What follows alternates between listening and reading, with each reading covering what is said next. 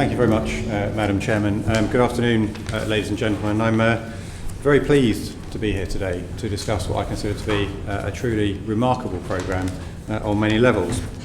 I thought it'd be useful to share with you some of the background as to why the London Fire Brigade has got involved with this programme and why we took the lead on it a few years ago, and why we continue to support it.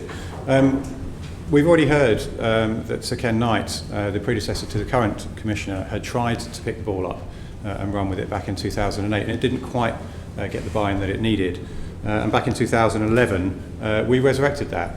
And what we saw was national guidance that was no longer recommended as good practice.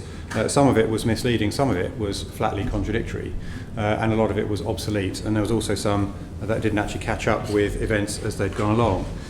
We saw the Chief Fire and Rescue Advisors Unit was not sufficiently resourced to deal with the thousands of pages spanning many decades. I hear 8,000 documents there were actually of national guidance. And we, along with the Chief Fire Officers across the UK, shared a concern about the potential risks that this posed to firefighting up and down the country. In London, we felt that the gaps in the guidance, the inconsistencies, exposed us in London, and perhaps more so than other fire and rescue services. So we wanted something that was more resilient, at an appropriate level for the larger services, and something that addressed the particular risks for London in particular. We wanted something that was, we felt that we could offer something that was key to the fire and rescue services up and down the country nationally.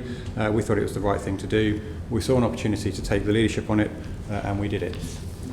In November 2011, I and my colleagues on the Fire Authority agreed to provide earmarked funding of £2 million per year over a 3-year period in order to set this up. And with this money, we created a new team to review the existing and produce new national operational guidance.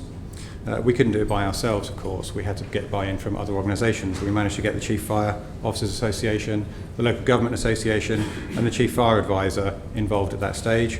And we were able to provide leadership through the Governance Board. However, and this is the crucial point, we couldn't fund it beyond the first 3 years. The National Operational Guidance Programme would not be able to continue without the buy-in of all of the other fire and rescue services up and down the country.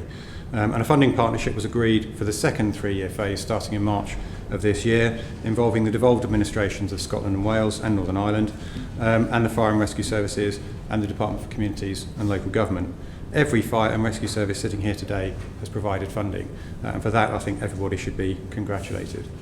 The success of the programme to date has been instrumental in securing this full support for the service, and this has led to the service's first agreement to contribute funding for a national work programme.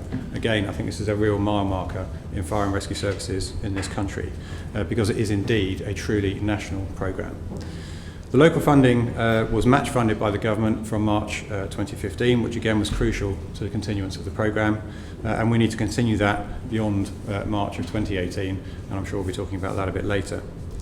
So against this backdrop, I'm clear that the programme is a key part of the work taking place in the fire and rescue service today. We believe in London that our leadership has been instrumental in the success of the programme, but it's been founded, and this is crucially important, on an effective partnership with the Chief Fire Officers Association, the Local Government Association, and the Chief Fire and Rescue Advisor. It's a programme essentially run for the service, by the service, and I think that's the key to its longevity.